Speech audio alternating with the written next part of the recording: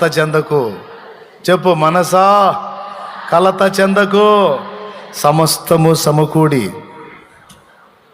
మన మేలుకే జరిగితే.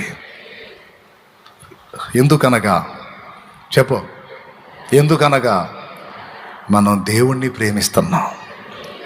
దేవుడు చెప్పు, దేవుడు మనల్ని ప్రేమిస్తున్నాడు.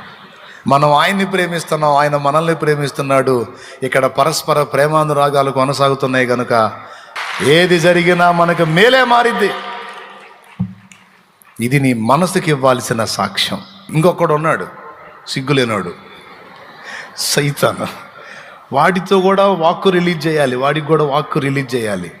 వాడికి ఏం వాక్కు రిలీజ్ చేయాలో తెలుసా? మీకా గ్రంథము 7వ అధ్యాయము 8వ వచనం రిలీజ్ చేయాలి వాడికి. అది మీకా గ్రంథము 7వ అధ్యాయము 8వ వచనం, నా శత్రువా నా మీద అతిశయపడ